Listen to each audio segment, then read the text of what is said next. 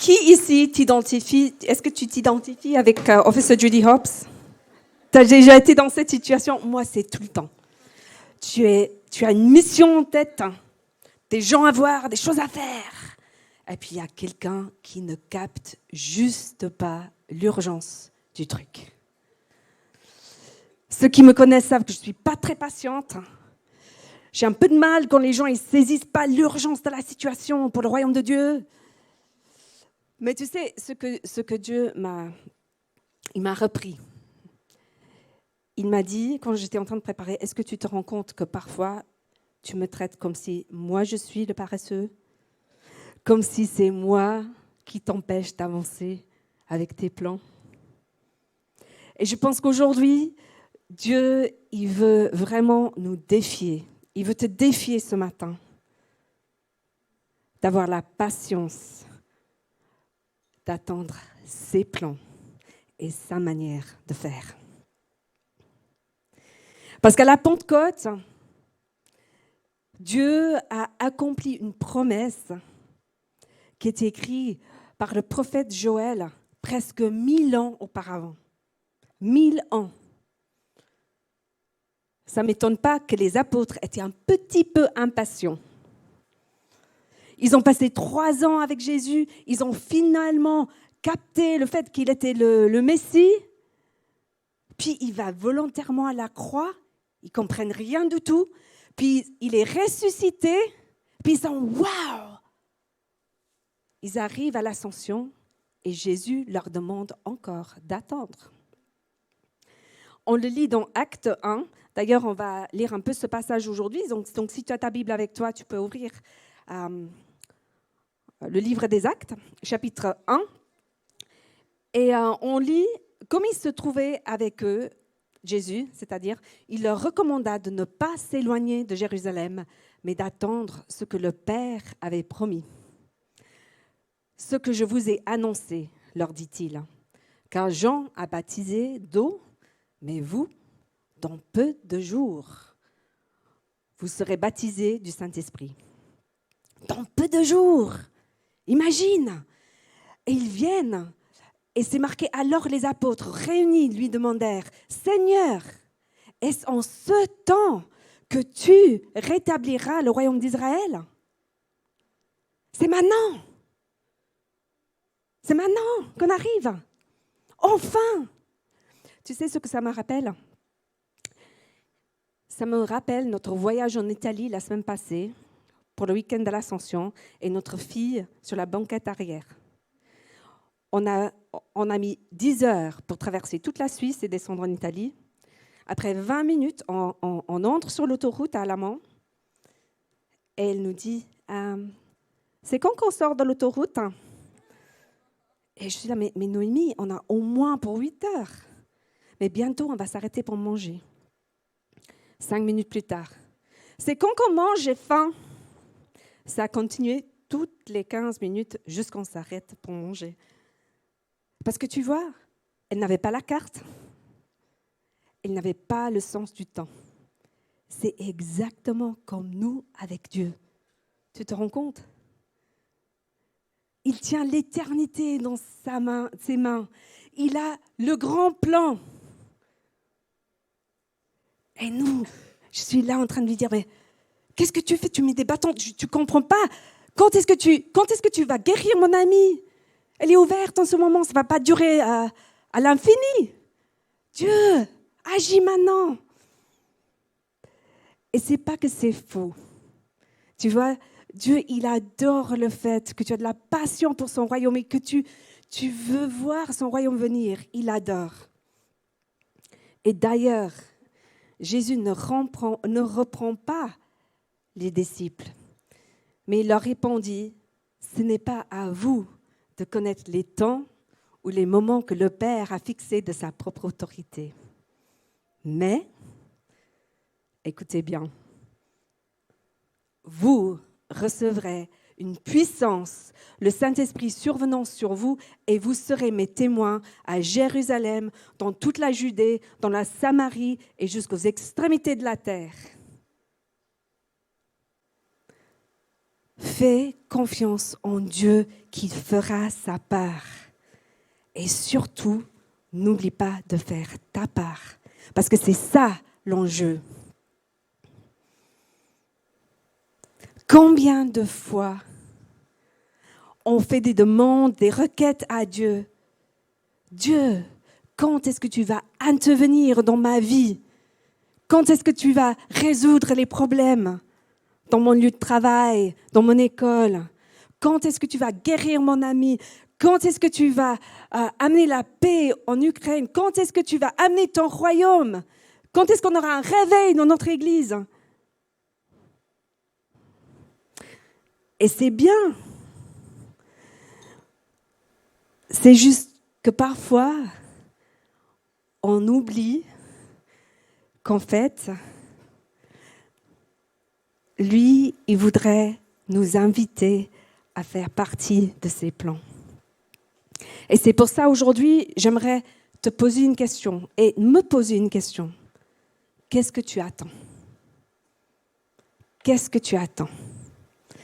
Peut-être que tu attends sur une promesse de Dieu dans ta vie, très personnellement. Peut-être que tu attends sur une promesse de Dieu qu'il a donnée dans sa parole pour l'Église, pour notre ville, pour le monde. Mais pour regarder un petit peu plus profondément, je vais te poser encore une question plus précise.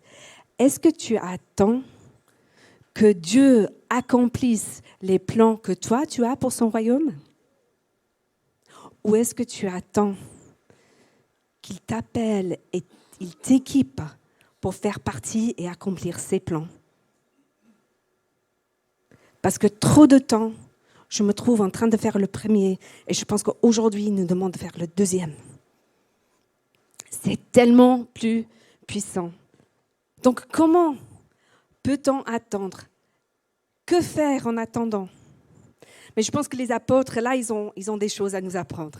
Ils ont fait 2 choses que j'aimerais regarder avec vous ce matin. Et la première chose, c'est qu'ils ont avancé en se préparant pour la suite. Ils ont fait quelque chose en attendant. Et dans leur cas, ils avaient compris que pour justement rétablir Israël, il fallait 12 apôtres. Et ils n'étaient plus que 11. Et donc, ils ont suivi un processus spirituel et pratique pour remplacer Judas avec Matthias. C'était très pratique. Et Dieu nous demande de nous préparer pour la percée qu'il nous envoie. Est-ce que tu seras prêt? Est-ce que je serai prête pour cette percée qu'il nous envoie? Parce que trop de fois, je vois des chrétiens, quand ils ne comprennent pas ce que Dieu veut faire, quand Dieu semble arrêter de parler, ils arrêtent de bouger. Ils demandent que Dieu définisse ce qu'ils vont manger pour le petit déjeuner, s'ils doivent sortir, aller à l'école ou pas. On devient assez extrême avec ça. C'est une blague, ok? Mais vraiment, je vois des gens qui ne bougent plus. Et la réalité, c'est que Dieu nous a tellement déjà dit dans la Bible. Il nous demande d'être des gens mis à part pour lui, de vivre une vie, mise à part pour lui, de servir dans l'Église, de faire partie de l'Église, d'une communauté, de prier, plein de choses. Donc ne restons pas inactifs en attendant qu'il nous dessine un dessin précis de ce qu'on doit faire. J'adore cette citation de Corrie ten Boom. Je sais que beaucoup de vous la connaissent. C'est une dame qui a sauvé beaucoup de Juifs pendant la Deuxième Guerre mondiale et qui a passé du temps dans un camp de concentration avec sa sœur. Et je suis sûre qu'il y avait beaucoup de choses qu'elle ne comprenait pas. Mais voici ce qu'elle écrit. Ne t'inquiète pas de ce que tu ne comprends pas. Inquiète-toi de ce que tu comprends de la Bible, mais n'applique pas. Donc, en attendant, demande-toi, qu'est-ce que Dieu m'a déjà dit que je ne suis pas encore en train de faire? Donc ça, c'est la première chose. Et la deuxième chose, c'est prie avec des attentes que Dieu, il va agir. On lit dans Actes 2,14, tous d'un commun accord, persévéraient dans la prière avec les femmes et Marie, mère de Jésus, avec les frères de Jésus. Ils ont prié tous ensemble en tant que communauté. Ils étaient à peu près 100 personnes à ce moment-là. Et ils ont persévéré dans la prière. En anglais, dans la version anglaise que j'ai, ils disaient constamment dans la prière. Et ça me défie. Ça me défie parce que pour moi, mais aussi pour nous en tant qu'Église, parce que je sais qu'il y a quelques personnes qui prient constamment pour une percée. Il y a quelques personnes qui prient tous les jours. Mais si nous, en tant qu'Église, on veut vraiment voir un réveil, si on veut vraiment voir qu'on va prendre notre place en tant qu'Église, qui verra une prochaine génération prendre sa place, et changer le monde pour Jésus, il faut que l'on prie. Et pas juste une fois de temps en temps. Chaque fois qu'on est ensemble. Je sais que c'est un défi. Je sais que parfois on n'a plus les paroles. Je l'ai vécu pendant le Covid. On se réunissait pour prier. Et parfois, après 5 minutes, je ne savais plus quoi prier. Mais j'ai déjà prié toutes ces prières. Mais c'est pour ça que Dieu nous donne son Saint-Esprit. C'est pour ça que Dieu nous donne la communauté. Pour reprendre le relais quand moi, je me lasse. Tu sais, en préparant, moi, j'aurais voulu que les apôtres vivent dans une époque des smartphones. Parce que je me suis dit, mais comment ils ont prié? Et s'ils avaient des smartphones, il y aurait une personne, il y en a toujours un, qui filme derrière. Voilà, quand c'est une bonne réunion, hein. Il y en a toujours un et qui met sur les réseaux sociaux. Mais là, ils n'en avaient pas et je me suis dit, mais Dieu, pourquoi tu ne l'as pas écrit dans la Bible, ce qu'ils ont fait? Je veux apprendre aux gens comment prier. Puis je me suis dit, t'es bête ou quoi? Ils se seraient demandé, mais qu'est-ce que Jésus nous a dit? Voici ce que Jésus leur a dit. Quand vous priez ainsi. Notre Père qui est aux cieux, que ton nom soit sanctifié, que ton règne vienne, que ta volonté soit faite sur la terre comme au ciel. Et bien sûr, ça continue avec des requêtes, avec la confession. Mais ils savaient parce que Jésus leur a dit comment prier. Et nous, on le sait. C'est puissant. On commence avec notre Père, le miracle que Dieu soit en même temps notre Père. Et on peut être proche et intime avec lui à cause de ce que Jésus a fait à la croix pour nous. Et il est saint. Il est digne de notre louange. Et quand je commence là, je peux prier que ton règne vienne, que ta volonté soit faite. Et je laisse mes plans et mes désirs et ma manière de voir la situation à ses pieds.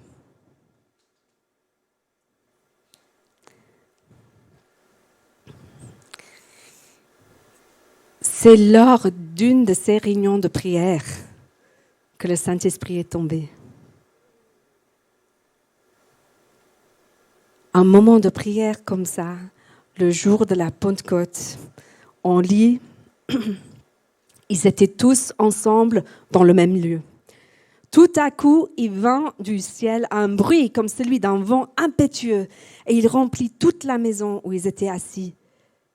Des langues semblables à des langues de feu leur apparurent, séparées les unes des autres et se posèrent sur chacun d'eux. Et ils furent tous remplis du Saint-Esprit et se mirent à parler en d'autres langues selon que l'Esprit leur donnait de s'exprimer. Et tu vois que pour eux, ça aurait été encore plus fort que pour nous. C'était clair pour eux, dans leur culture, que le feu représentait la présence de Dieu. Le feu sur le mont Sinaï, le feu dans le désert. Mais cette fois-ci, le feu n'était pas dans le temple ou dans le tabernacle. Le feu était au milieu de l'assemblée, au milieu du corps du Christ. Pourquoi ? Parce que tu es le temple de Dieu. Si Jésus est ton sauveur, tu es le temple de Dieu. Voilà pourquoi il y avait une langue de feu sur chaque personne. Parce que l'Esprit était au milieu de l'assemblée et sur chaque personne. Qu'est-ce que ça change pour toi le lundi matin, ou cette semaine peut-être le mardi matin, quand tu vas à l'école ou au travail et tu te rends compte, moi j'ai l'Esprit de Dieu en moi, j'ai la présence de Dieu en moi. Et tout ce qui semblait impossible jusqu'à présent, waouh! Qui peut m'arrêter avec le Saint-Esprit en moi? Tu es avec moi là? Vous êtes très calme, hein? Donc, il y avait la présence de Dieu, il y avait la puissance de Dieu, il y avait la révélation, la transformation. Pierre, qui était connu pour être un pêcheur sans éducation, qui était connu pour le fait d'ouvrir la bouche et sortir des bourdes. Hein.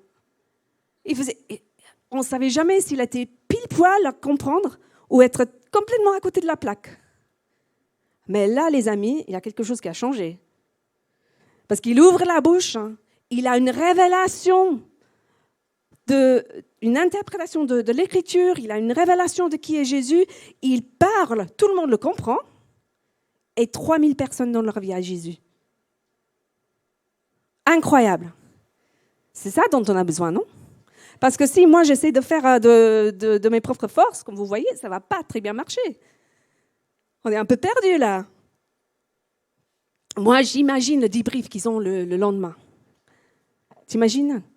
Vous savez que les pasteurs, le lundi matin, ils parlent de ce qui se passe le dimanche. Ils sont là dans le bureau et ils discutent de ce qui se passe. Et moi, j'imagine Pierre, il est là, il dit, les gars, tu te rends compte? Jésus, il nous a dit, vous serez mes témoins à Jérusalem, Judée, Samarie et jusqu'aux extrémités de la terre. Et tu te rends compte, il a envoyé le Saint-Esprit le jour de la Pentecôte. Il y a tous les pèlerins de tout le monde juif qui est là. On n'a même pas besoin de bouger. J'ai parlé, ils m'ont tous compris dans leur langue. Moi, j'adore ça. Tu sais pourquoi j'adore ça? Parce que Jésus, il adore, le Saint-Esprit, il adore nous parler dans notre propre langue. Il adore nous parler de la manière que ça fait du sens pour nous. Il y a certains qui reçoivent des images, d'autres des paroles, d'autres des versets. C'est juste trop touchant. Donc ça me touche que ce soit le don de langue qui a été donné à ce moment-là. Et puis ils se sont dit, mais on n'aurait jamais pu planifier là, les gars. Ça, les gars, ça valait la peine d'attendre, n'est-ce pas? Ça valait la peine d'attendre. Mais on n'est pas inactif. Soyons préparés, avançons avec la foi que Dieu, il va agir. Et constamment dans la prière et dans l'attente qu'il va nous envoyer une percée. Alors je vais finir avec ça. Je vais nous reposer la question. Qu'est-ce que tu attends? Qu'est-ce que tu attends? Peut-être que tu es réellement dans l'attente de l'accomplissement d'une promesse de Dieu dans ta vie.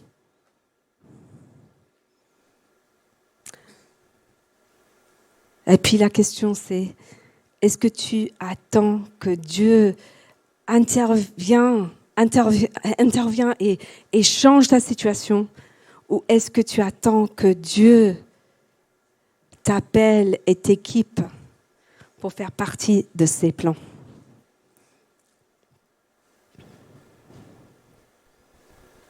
Moi, je crois vraiment que ce matin, Dieu veut nous amener à un autre niveau. Je crois vraiment que je sais qu'il y a des gens ici qui ont un désir de voir Dieu amener une percée dans notre Église.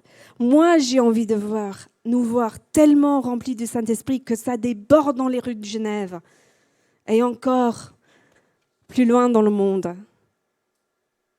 Mais tu sais où ça commence? Ça commence à genoux. Ça commence dans la louange. Quand on est prêt à louer Dieu pour qui il est.